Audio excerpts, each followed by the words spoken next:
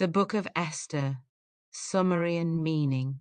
The Book of Esther tells the story of a young Jewish woman who becomes queen of Persia and saves her people from destruction. King Xerxes rules over a vast empire and holds a grand feast to display his power and glory. During the celebration, Queen Vashti refuses to appear before the king's guests as he commands, and her refusal angers him deeply. She is removed from her royal position, and a search begins for a new queen. Among the young women chosen is Esther, a humble and wise soul, raised by her cousin Mordecai. She wins the king's favor and becomes queen of Persia, but she keeps her Jewish identity secret, just as Mordecai advises. Meanwhile, Haman, a proud and ambitious noble, is promoted to high power and demands that everyone bow before him. Mordecai refuses out of reverence for God, and this enrages Haman. In his pride, Haman convinces the king to issue a decree to destroy all Jews throughout the empire. When Mordecai learns of the decree, he mourns deeply and sends word to Esther, urging her to speak to the king and plead for her people. But approaching the king without being called could mean death. Esther hesitates, afraid of the risk, yet Mordecai's words reach her heart. He says, "Perhaps you have come to the throne for such a time as this." Moved by courage and faith, Esther calls for her people to fast and pray for 3 days. After this time of stillness and surrender, she dresses in royal robes and approaches the king's hall. He looks upon her with favor and holds out his golden scepter, sparing her life. Esther invites the king and Haman to a private banquet. They come, and the king asks what she desires. She simply requests that they attend a second banquet the next day. That night, the king cannot sleep and asks for the royal records to be read. He discovers that Mordecai once saved his life but was never rewarded. The king asks Haman what should be done for a man the king wishes to honor. Thinking the king means him, Haman proudly suggests a royal parade with the man wearing the king's robe and riding the royal horse, led through the city in glory.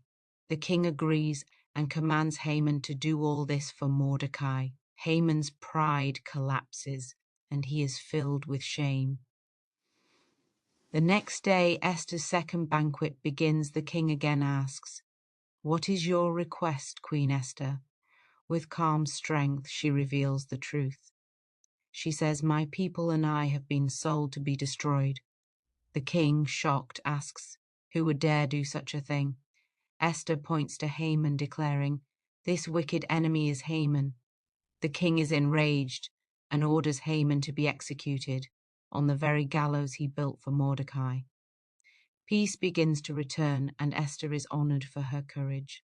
Mordecai is promoted to high rank, and the king grants him authority to write a new decree.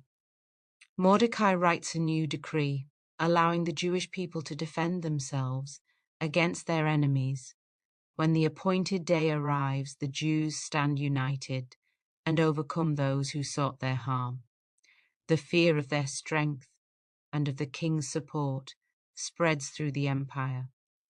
Joy and relief fill the land as the people realize they have been saved. Mordecai's wisdom and Esther's bravery bring peace and security to their nation. To remember this great deliverance, the festival of Purim is established, a time of feasting, giving, and gratitude. The story of Esther reminds us that even when God's name is not mentioned, his presence is working quietly through courage, timing, and faith.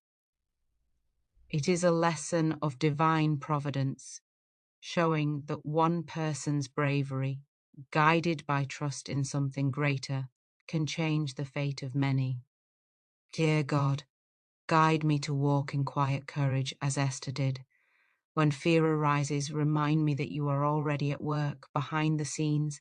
Teach me to trust in divine timing and to act with grace, faith, and strength when my moment comes. Help me to recognize that even in silence, your presence moves through every choice and every breath. May I stand firm in love and speak only when guided by peace. When challenges appear, remind me that the battle belongs to you, and I am simply called to trust. Let my heart stay open, my thoughts stay clear, and my faith remain strong.